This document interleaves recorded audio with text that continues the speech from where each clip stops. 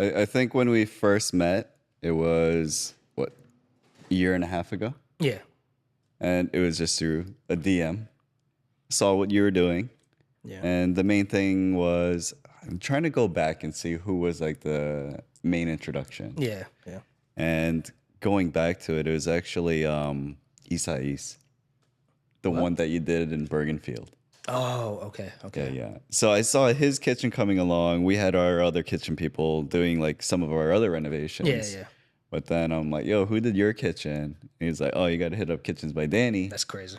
And then from there, that's how the whole thing started, Yeah. right? And then Paul was like, yo, you have a kitchen guy? I was like, Danny's your man. So Now Paul's one of my best customers. that's exactly how this whole, Yeah. fire started. So Yeah. it's great. No, it's crazy. Like I was legit, just started the showroom, had nothing in there, closing deals with lawn chairs and stuff like that. I think, did I slide in your DMs first or you slid in mine? I don't even remember. I have no idea. But I was just, at that point, it's like, if you don't have the, like I had the leads, but it wasn't crazy enough to support the business. So I was just messaging everybody, connecting with it.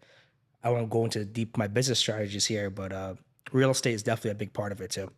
Because real estate agents are always looking at houses, always renovating houses, or being involved with people doing the same thing too. Yeah, yeah. So it's like little salespeople or people out there just helping your brand grow as well too. So Right. that was part of my thought process there too. But just working with you, you helped me a lot, so I do appreciate that. Oh man, I appreciate you because I know you're busy as hell right Oh now, yeah, you have no idea what I did.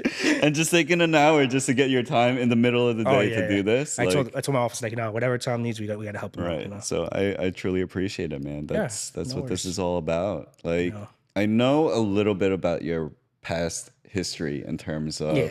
getting into this. Yeah. So just give me a refresher. You were in property management. So, well, I'm 34 now. So I grew up, the retail life, retail operations, you become manager, they throw money at you, oh, work harder, work harder, work harder. But it's a big box retailer store, right? So you bounce around, you do what you got to do. But then it's like, something hits where you just don't want to do the retail game anymore. Weekends, you're responsible working 60 hours a week for the same paycheck, right? Right. No matter if you're salary or hourly, whatever it is. So I jumped into property management with a friend of mine at the time. We were managing 600 plus units. So it was a lot of work. That's a lot It was of a lot of units. work. It was a learning experience because remember, my whole life was retail. Right. Retail, merchandising, operations, whatever it is, right? So I learned a lot. That business, we were buying so many cabinets. My boss at the time told me, hey, let's start a cabinet company. In the middle of pandemic, it was like May 2020. Right. It was crazy. It was right. It was at the- crazy. It It was was like, right at the beginning of it. why not cut out the middleman? Did it. Got a list of vendors. Reached out to all of them. I want to say 90% said no. 10% said yes. Started selling, just RTA straight cabinets, cheap, whatever it was. Started building relationships. I legit learned how to design cabinets on the fly in 2020. A lot of Google, a lot of trial and error as well too. Right. Company grew. We grew. We moved to a better area, and it became a huge company. Things weren't working out, so I was like, you know what, it's not working. We ended up separating, and that's when we had to start that journey solo.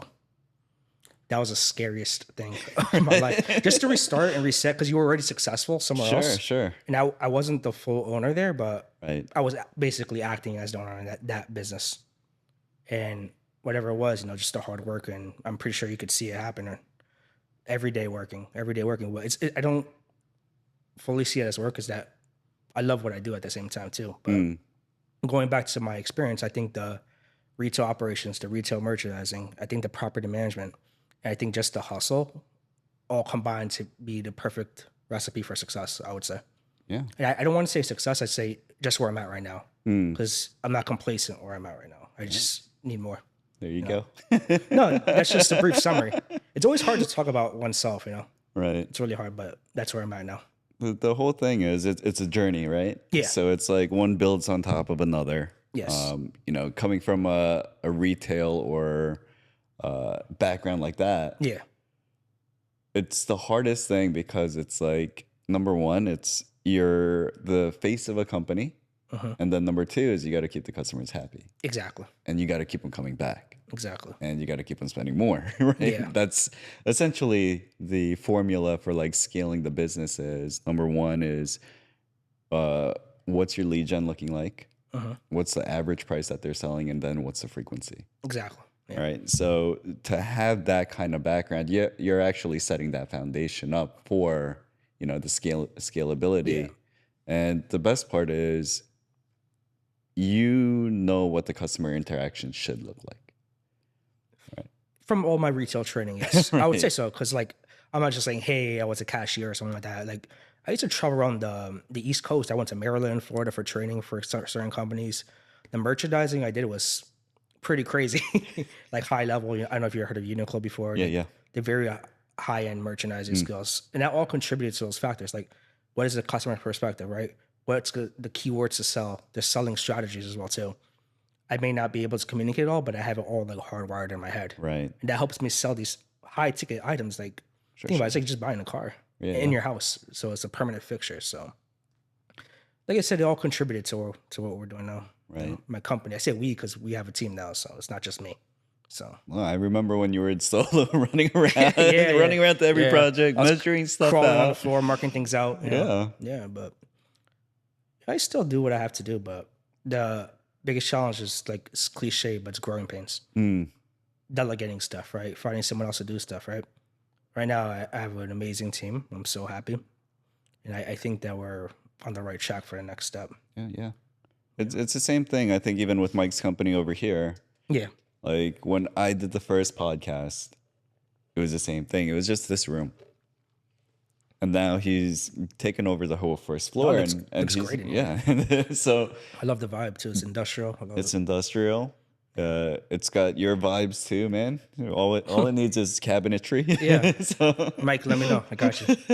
No, but no, seriously, then it's just all about growth, right? And I remember you said that from the beginning. Like, I don't want to say I didn't have anything, but I didn't have anything. Like one display in my showroom, like, don't worry, the people will come because they don't care about the product, they care about the person.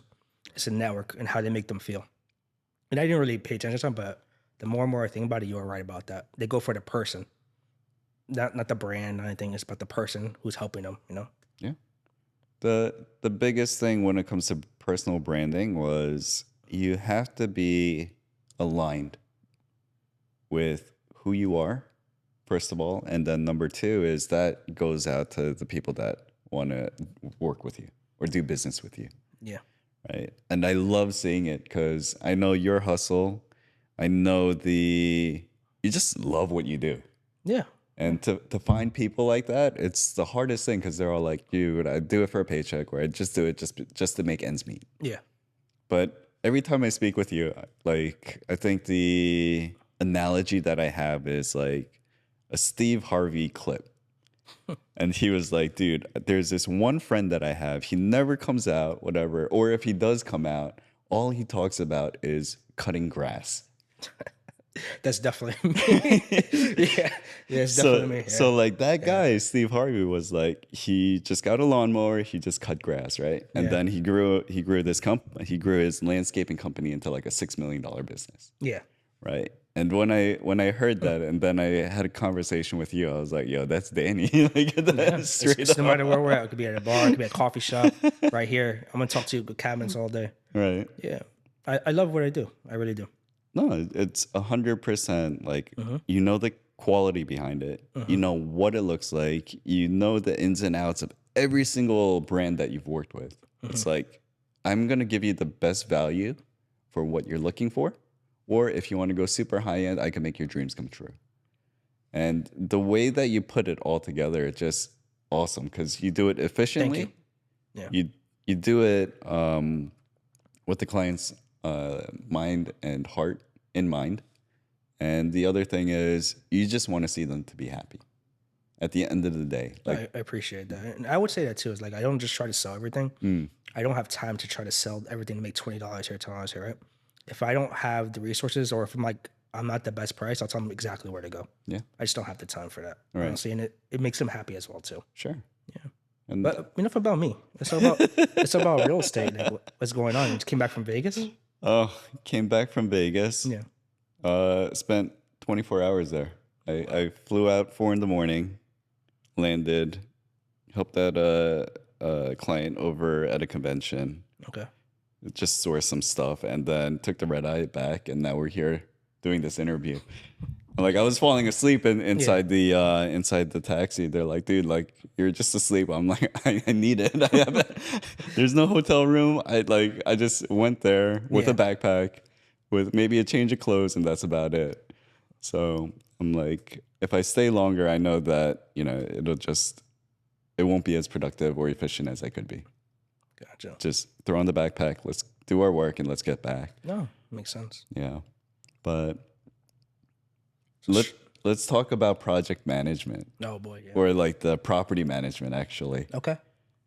Like, what was your favorite part of it? Favorite.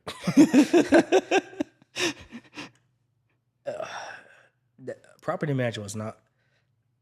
Well, I always find fun in everything I've done career wise. I want to say, believe it or not, the biggest joy for me in property management was organizing things. So, for instance, like the system was already in place. Okay. Was it the most optimized system? No. So I would fine tune things, tweak, create spreadsheets, simplify things. I created portals for payments for rents, things like that. I think just like improving the process overall. Of course, you deal with the tenants, the complaints, the work orders. Work orders are nonstop. It's part of the game too. A lot of people don't understand that. Maintenance is a huge factor in property management. Yeah. So I think creating those structures and organization was like my biggest. I enjoyed it. It was like fun to me. It's crazy. It sounds crazy, but it's true. Right. I just love making spreadsheets. I love making systems and just organizing things. Especially because a lot of people like who were there from the beginning, they were just caught up in the game, like just getting by, writing things down, losing notes. Right. Creating a system has just always made things smoother, and then seeing it come into play just give me a sense of satisfaction. Right. When everything's organized. Yeah. I know it sounds nutty, but it's the truth, man. I like systems. I like things organized. Yeah. I think for every business, the main thing is, I think what I've learned in business was, number one, there's I think 3 avatars that they call it. So one's like a systems person. Okay. You need the person that loves systems, that doesn't like anything else. You put them in sales, you put them in marketing, they hate it. Yeah. Just let me set up the systems. And then there's the person that loves sales and marketing. They're the ones that are just out there and just want to talk to everybody. Yeah. Right. And then the last one is actually like kind of the visionary, right? It's like, what is this business going to look like? What does this client experience look like? Yeah. And how do we enroll that all together? And for the business, I think you need 2 out of the 3 to become a successful business long term, right? Everybody has, I would say, for every entrepreneur, every business owner, they have a little bit of each. But it's like, what's your strong suit when it comes into that? Yeah. Right? Where do you really shine, and how do you find the other people around you for those other pieces? Gotcha. Right? Never thought of it that way. Yeah. It makes sense. It does. Yeah, but as a business owner, you wear all hats too. So yeah, I love marketing. Marketing's one of my strong suits. But definitely operations. The vision is like, I'm one of those old school cliche guys that say, hey, if you work hard, things are gonna happen. I don't even think about the vision. I just work hard and just let it happen. Right. Yeah. Yeah. But, yeah. Makes sense. Yeah. I think the analogy that they put it as, it's like if you see it as like Steph Curry, he's the sales and marketing, right? It's like he gets paid the big bucks because he brings in everybody. Yeah. Right. And then number 2 is like Steve Kerr. He's the coach. He's the systems guy. And then you have the owners of like the Golden State Warriors, where they're the this is what we need to push. This is who we need to bring in, and whatnot, just to make this vision and be successful. No, you're right, and it goes back to me saying like, can't do everything anymore. Right. It's too much. You need to fill in those gaps. So something I never thought about. Something I'm going to think about a lot now, and I love that. Thanks, Tom. It's good insight, actually. I never thought about it that way. That's the best way that I've learned it from. Yeah. Is if you put it into that kind of analogy, everyone's like, oh, that actually really makes sense. It does. It does. But I was talking about property management because I think getting into the real estate game, I was like, all right, I'm gonna try out every single facet of this industry. Yeah. I'm gonna do sales. I'm gonna do ownership of property. I'm gonna do property management and whatnot. Yeah. Just to get my feet wet, just to be well rounded in Yeah. terms of just how to serve my client best. Given all my experiences that I've learned from. And I gotta say, property management sucks. It does. It does. You have to be attentive 24/7, right?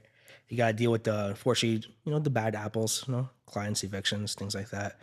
Phone calls to make sure, they're not smoking weed. I hate to say it that way. Yeah. Messing with families. It's just a lot of stuff. And BS. A lot of liability too. Yeah. If something goes wrong, you're in trouble. Right. Yeah. Trip, falls, safety. What's the worst ones? State inspections are the worst. The 5-year green card.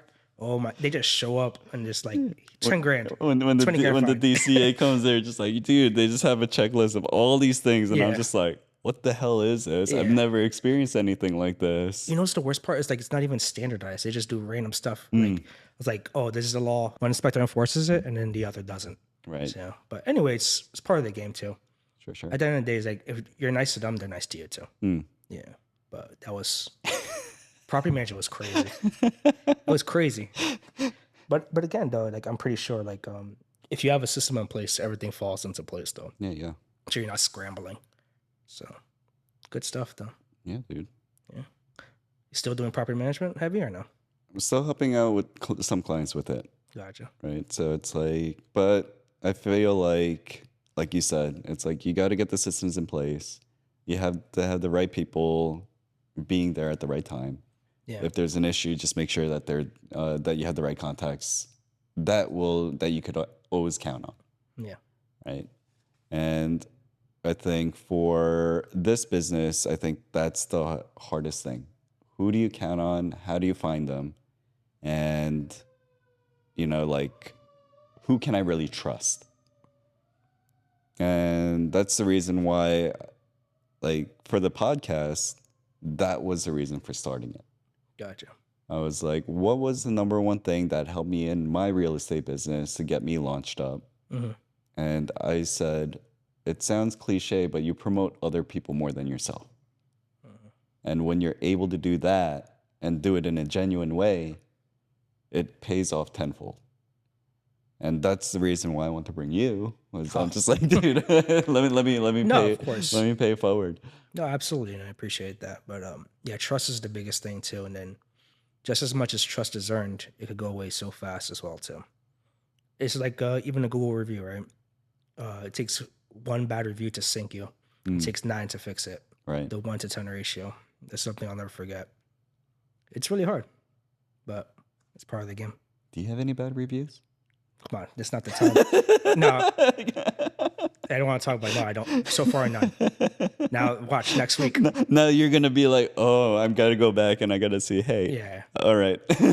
yeah. Like I want to knock on wood somewhere down. But so far, no bad reviews. Okay.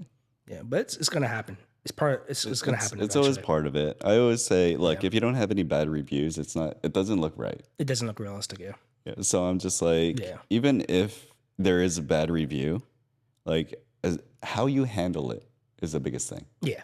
Right? Because I think for us, we're always problem solving. Even the people that we work with Doug. Who are some of the other people that we work with? The other Doug electrician. Doug, the other electrician. Yeah. But it's always solving problems. No. Right? That's the thing too. You gotta embrace the problems. Yeah. Because no matter what you do, there's always a problem. So if you hide from them, it's just gonna get worse. But I always tell people, I give them the same speech when I do renovations. Like, you ever watch HGTV? You ever see how they always does problems, right? It's exactly what's gonna happen. There's always gonna be a problem, right? What you pay for with my service, or let's say Doug Toshini with his contracting services, we already know the problems and we know the solutions right away. Right. That's what you pay for, because nobody wants to see a problem. Oh, hey, what do you want to do? Figure it out yourself. They want the solution right away. So that's what you pay for, we're never going to be the cheapest. We're never be the most expensive. I say we're probably right in the middle, but it's a quality service. So right. Yeah. And I think the biggest thing is there's always an intent of, we'll do it the best for you. Integrity. Yep. Absolutely. Right? So it's like, even if we see like a contractor messing something up and it's like, dude, like, are you gonna fix it? They're like, no, like it's fine. I'm just like, well, no, it's not. You know, it's like you see it right in front of you, but just to turn a blind eye to it, just That's the worst because thing. it's gonna take another 30 minutes or an hour just to fix it. Yeah. You know this already. A lot of people, they always go for the cheapest price. The cheapest price always ends up being the most expensive just because they had to hire someone to fix the problems, buy more materials and things like that. So sometimes, unfortunately, people piece together a project. They get a different plumber, they get a different electrician. There's no synergy between teams. And the worst thing you could do, and this is something, I'm a little older now, more calm. You never want to blame someone. You always want to say, hey, I saw this. Can I talk to your electrician? Can I talk to this person to try to figure out the problem together? You want to be solution oriented. You don't want to just say point and blame fingers, Right. because that just doesn't help anything at all. Yeah. Even if even if it's not your team, just try to figure it out together. It happens a lot. Oh, The job 100%. sites, yeah. Once you get egos involved, like that's the number one killer for any business Yeah. or like any synergy is when that ego gets in there. Yeah. And then you pointed out saying that it's the ego that's the issue, or like the person, they take it personally and they're like, they'll mess things up on purpose just to be spiteful sometimes. Yeah, unfortunately, that happens too. But I like to think that everybody has a little bit of good in them if you talk to them the right way, Yeah, yeah. And you offer a helping hand too. Right. Like what's for me, like extra materials, what's $100? What's 200, 300, 400? I'd rather get the job done the right way for a client and just lose that money, because in the long run, it's gonna help the whole project. Yeah. Yeah, and for the next project too. How much are kitchens going for lately? Like a standard L shape, Yeah. 10 to 12. 10 to 12? Mid grade fabric probably Okay. be 10 to 15, I would say. There is affordable options as well too. But for a homeowner, I would say stick to the name brands. Don't go lower, because you're gonna have problems. You're gonna be replacing cabinets in 10 years, 5 years. Right. It's not worth it, honestly. Yeah. Yeah. So I think the biggest thing when it comes to like renovations or like home owners, when it comes into that, they see it as a big ticket item. It is a big ticket It's item. huge, yeah. But like, how often are you going to replace a kitchen? Never.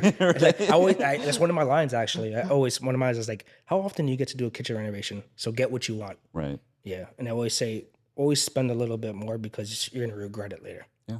I say for sinks, for faucets, I can sell you something that's stock readily available for builders, but I think you should go name brand for it. I point them, hey, go to General Plumbing Supply, use my 25% discount, get it there. Get a name brand, because they have a warranty, right? Got And it. some of these warranties, they'll give you a part for free 10, 15 years, 20 years from now. Wow. Yeah. It's always better. 25% off if you go with Danny there. Yeah. General Plumbing Supply, right? No, but That's the biggest thing.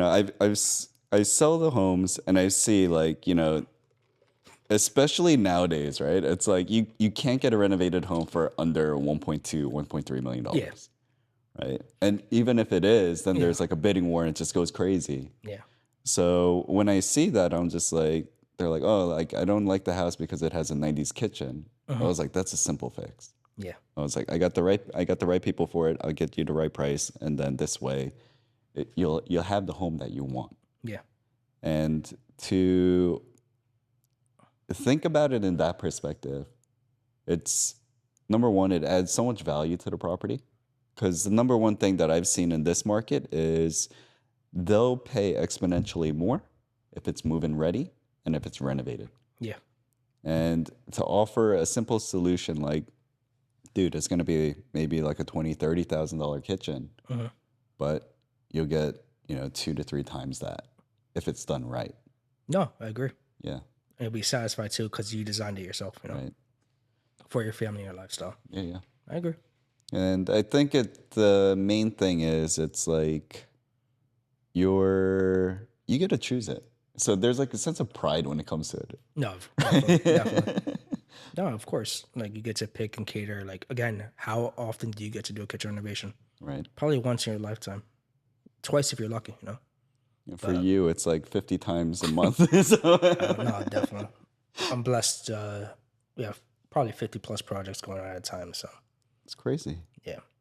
When I met you, how many projects did you have going on? Probably 4 or 5. But yeah. You've 10x. Then last year I was using the speech, 30 to 40. Yeah. But things are scaling. That's why teams are so important too. Mm, Trying to figure things out as we go. got it. So what's next? Man, still trying to juggle a few things. I think right now we're starting to dive. Like we already do custom, we do semi-custom. I'm diving really heavy into more custom kitchens now. Diving a lot of jobs in Manhattan, but actually, Fab would just invite us to partner for an online store where we could sell kitchens nationally now. Nice. So they're doing all the coding, everything. Whatever. It's like literally the online shopping experience. If you're going to like buy a car, you add an option, whatever. For cabinets, is already pre-made. Mm, So right now, I'm trying to set that up where basically I could tap into my marketing and just like sell cabinets all over the U.S. That's next. nice. And I'm not just talking about maybe next year. I'm like probably next couple of weeks. Right. Yeah. And I was gonna talk to Mike about that new strategy for business for the videos. Well, now we're here. This is the segue into It's it. a completely different strategy. It's Sure. like it's not like your local New Jersey, New York guy. No, I'm talking about national right now. And Awesome. it's crazy to think about it that happened already. Mm, Already doubled last year's sales. Quadruple it if things keep going right. It's insane. good problems to have, man. Yeah, good problems. Yeah. So I always love having a conversation with you because you have deep thought before you say something. Oh. You take a moment to pause, and I see like the wheels like you're You like, see it, "What?" right? I The wheels see are it. grinding. Yeah, I know. So it's always fun to speak with you because it's always I always learn something or I always come away with something. It's like, wow, like he's really thinking about it in a different way than someone that just will give a like a blank response.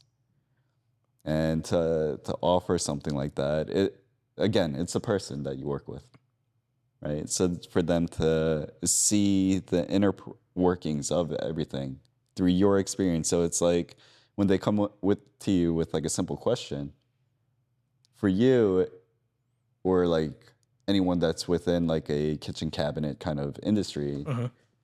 they'll just give whatever answer that will just satisfy it. But Okay. you actually give like options. So it's like, well, what do you want? Like, what color do you want? And like, how do you want to go? How does your lifestyle fit around this? Right. So you're actually getting the whole picture versus just, oh, L shape, boom, boom, boom. That's it. Yeah. Yeah. And that's the thing. I get a lot of messages, things like that. And people are like, oh, 10 by 10 kitchen, how much? I'm like, I can't give you a price off a 10 by 10 kitchen. You got to tell me everything you want. You got to draw it, design it. It's too many variables involved.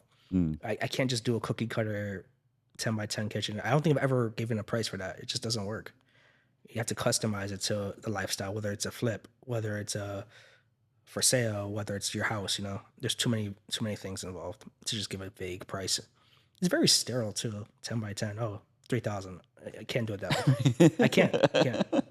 And that's the thing too, is like you've been to my office before, showroom, whatever you call it, right? We don't do walk-ins. Everything's appointment based because we want to cater to everybody walking in. mm, I want it to feel like a car dealership, right? Because if you're just walking in and just trying to buy cabinets, it becomes Home Depot-y, the old school, right? The old school cabinet store. Like that's not what we are. right. We cater. How do you say this? We offer a high quality service to our clients that they're not just buying cabinets, right? We're seeing the project all the way through Mm, without charging those crazy hourly rates like an interior designer. So, yeah, but it's all part of the game. Trying to just always do something different too. right. You don't want it to always be the same as everybody else. Yeah. So lately, I've been seeing you do cabinetry outside of kitchens Really? in terms yeah. of like workspaces and stuff like that. Oh yeah. So I see, how's that business growing in terms of like workspaces or what other options do you offer just outside of just people just think cabinets, cool, kitchen. Yeah. Like what are some of the other options that, Well, this like a lot of people work from home, right? They want a desk, they have a growing family. They're home all the time. So I've done plenty of desks, plenty of built-ins. Also too with my, I would say partner, probably Douglas Toshini. We do a lot of jobs together. We could build you a house from scratch, So it's like cabinets, yeah, basement bar, coffee bar, whatever it is, There's a way to figure it out. And of course, if I can't do something, I'm not going to say I do it. I'm going to point you in the right direction where to go to get it done too, whether I'm involved or not. Sure, sure. But yeah, I would say throughout the house, anything you could think of storage, we could definitely do. Good to know, man. Yeah.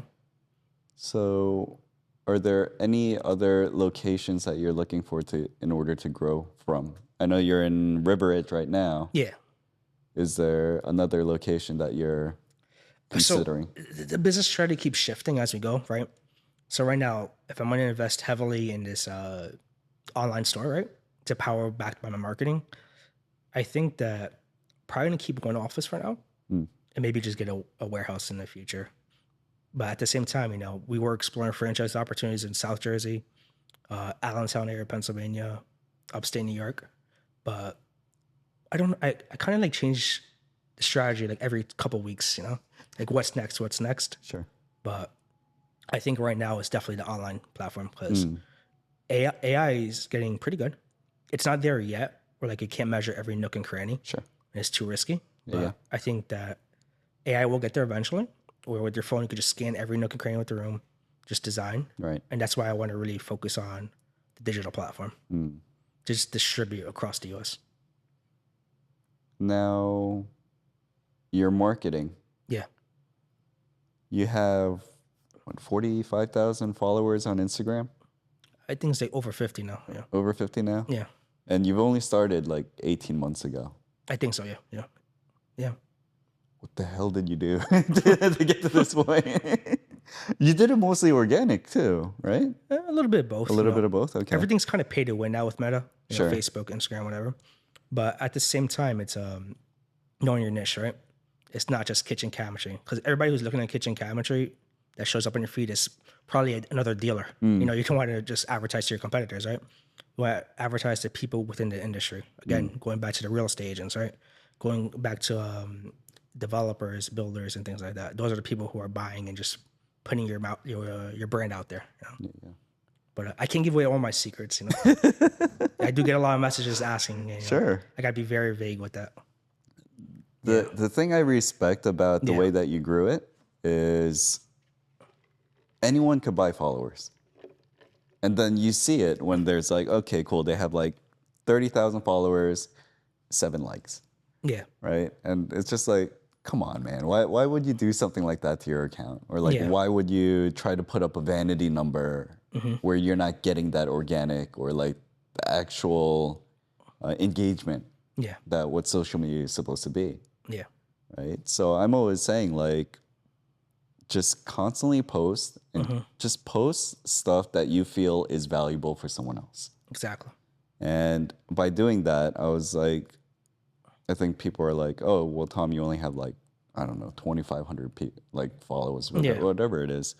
But I'm just like, yeah, but like the engagement is like 6-7%. It's very high. Like Extremely high. I'd rather get that because you're connecting. Yeah. And then from there, it's you're growing an organic and true audience. Of course. And from that, you know, that's where the true business comes from. Exactly. And a lot of people don't realize, like, you know, how often do you really buy a house? Like once or twice in a lifetime, right? Yeah. How often do you a kitchen? Once or twice in a lifetime, right? The people who are following you, they're just not like, hey, I'm going to buy from you right away. They could be customers a year, 2 years, 3 years from now, right? So yeah, you have the followers. Maybe they're not engaging as much, right? But those are actually future customers watching you, every single thing you do. So that when they're ready to make that big purchase as well too. So it goes hand in hand both ways. You know? Yeah. 100%. It's like the reason why we're doing the podcast is I shared with Mike on the last episode. We did our first episode a year ago. And then I think last month was like 2.0. But from that, we had like 6 or 7 transactions from it. Wow.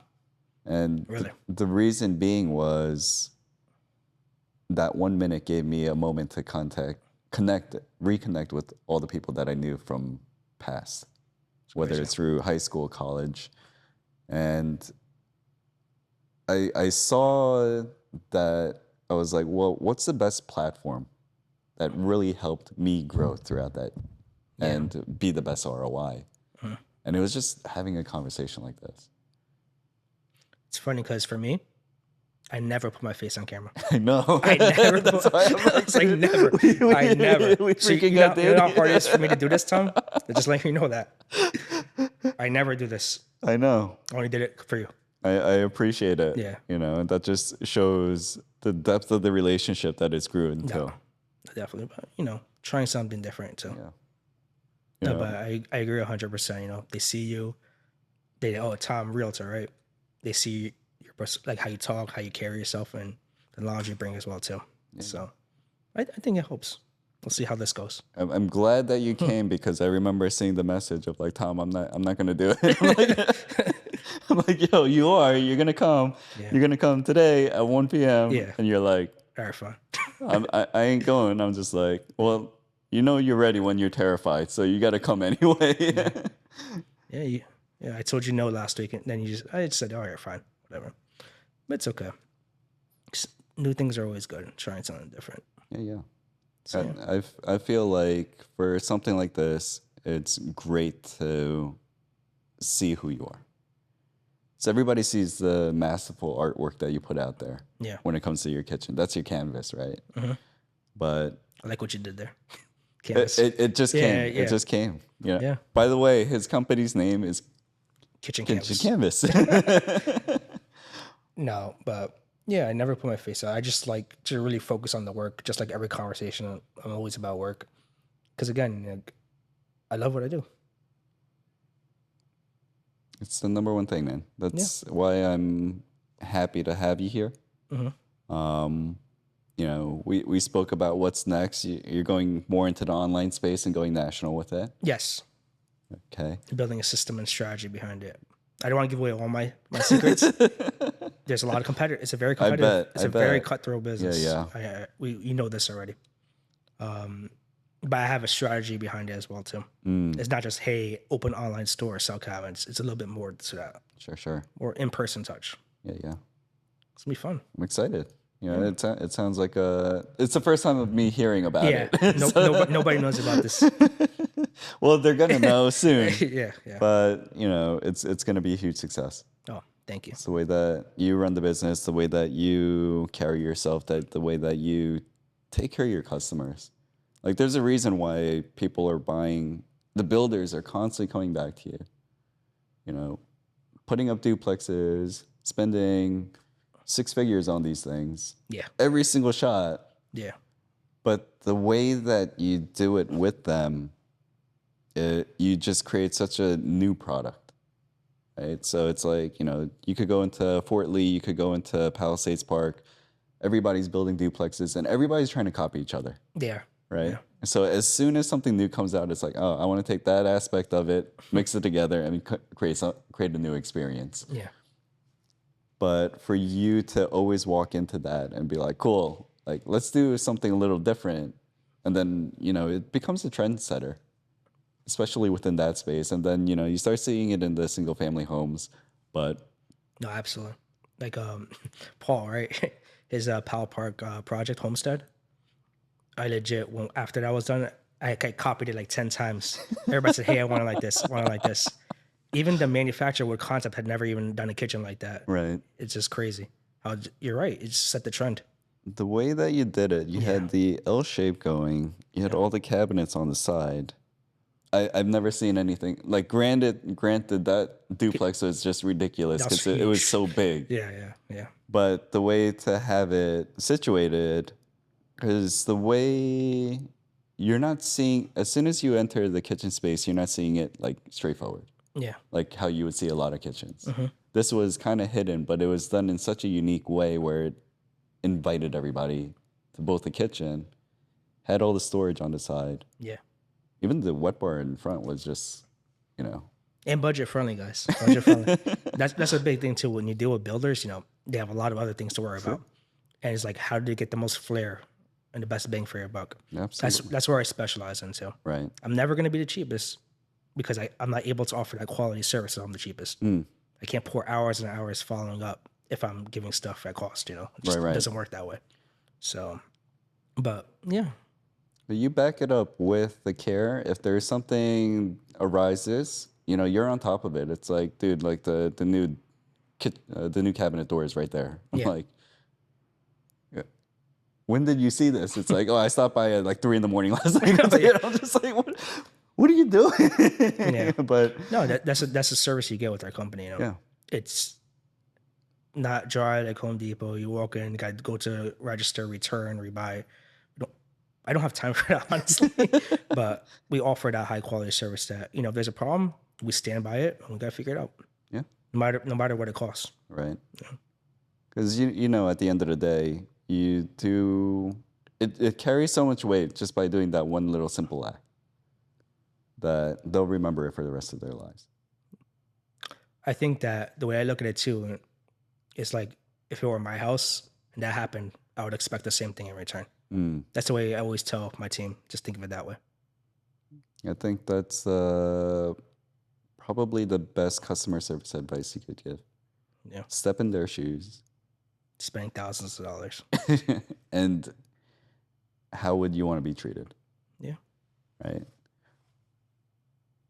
I love it, man. Oh, thank you. Yeah. I guess the next thing is how do people find you? What's your handles? What's the best way to getting? I'm trying to flood your social here and everything else. No. It's a little bit of everything, honestly. When you talk about portfolio, right? Back then, people used to send PDFs, resume letters, like, "Oh, can I see your portfolio?" Right? Then it went to Google reviews, your website, right? It's a little bit of everything. Like Google reviews are going strong. Social media definitely helps because my whole portfolio is on it. You can't put every kitchen on it. Some of them just don't work out right. As far as like, you can't control the backsplash, can't control the finished product. You can't get back in the house, right? But I try to post what I can. And you just, hey, this is my business page. You can see all the work there. That's a good, I want to say probably 40% of my business is through Instagram alone. The other 40% is referrals and people who know me already. And 20% is like the in-betweens, Sure. I don't do walk-ins, but occasionally you get one or two people just local in town just say, hey, I want to buy something. Like, okay, cool. So a lot of social media though, and word of mouth too, right? That will contribute, like people who know me, word of mouth, recommending. So I think I read something. It's like if you're gonna do business with someone, do it if they have an Instagram account. oh really? And It's funny. the reason being is it makes so much sense because it's their reputation. It is. And they're constantly posting, as you see them constantly working, Let's see who they're collaborating with who too. they're collaborating with, That's the biggest thing too, collaborations. right? It's like there's so much fluff in social media of like, oh, this, and this, is it really your work or whatever it is? I'm pretty sure people take your stuff and just repost They it and do, try to take credit for it. But, it's like if they're constantly active on it, they have a brand. And to maintain that brand, they're going to be like, well, you have to be serious about it in terms of actually from a client perspective. It's like, if I'm not a serious buyer, then they're not going to be serious about the project. Yeah. Right. So there's a ton of tire kickers. There's people that are DMing you for every single question. Yeah. What's the color? What size? Whatever. Yeah. They asked me, for a kitchen they saw, what's the price? I'm like, Right. I can't share my client's details, but if you need help with something, let me know. Sure. It's just too many variables. Yeah. When it comes to that too. But no, I agree 100%. That's the whole thing of the Instagram, the portfolio, the credibility, the collaborations, how many jobs you have going on. For sure. Like when I say we have 50 plus jobs, I'm not making that up. It's crazy to think about. And also too, one thing that we have a very different system. We don't drag with the email chains. We create group chats with all of our projects. So that's a more catered to response time. Nothing's worse than like a lengthy email chain waiting for a response. Oh, this is wrong. You gotta wait another week for I can't do that. We don't have time for that either. So it all correlates with social media, the customer service, and the fast response time. I think it all goes hand in hand. Yeah. No, but definitely love seeing the personal touch that goes into it. Shows the reason why you have all the business going. Yeah. And dude, man, thank you Oh. for taking the time putting this all together. Absolutely. Thank you for having me.